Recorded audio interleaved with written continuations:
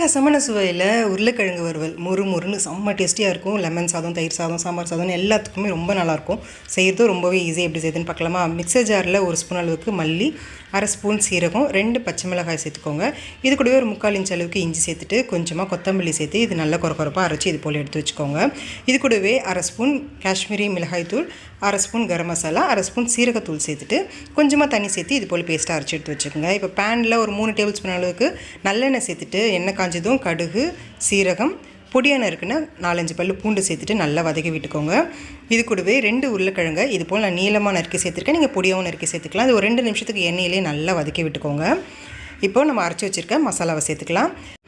இது கூடவே தேவையான அளவுக்கு உப்பு சேர்த்துக்கோங்க. 3/4 டீஸ்பூன் அளவுக்கு சேர்த்துருக்கேன். அடுத்து 1/4 டீஸ்பூன் மஞ்சள் தூள், 1/4 டீஸ்பூன் பெருங்காயத்தூளையும் சேர்த்துட்டு நல்லா கலந்து விட்டுட்டு மூடி வச்சுருங்க. 5 நிமிஷம் நல்லா வேகட்டும். 5 நிமிஷம் கழிச்சு பாருங்கள், நல்லா மொறுன்னு உருளைக்கிழங்கு ஃப்ரை ரெடி ஆகிடுச்சு. பொடியான இருக்குன்னா கொத்தமல்லி தூவி கலந்து விட்டு இருக்கிறீங்கன்னா சூப்பரான உருளைக்கிழங்கு ஃப்ரை ரெடி. ட்ரை பண்ணி பார்த்துட்டு எப்படின்னு சொல்லுங்கள். பிடிச்சிருந்தா லைக் பண்ணி ஷேர் பண்ணுங்கள். Thank you friends.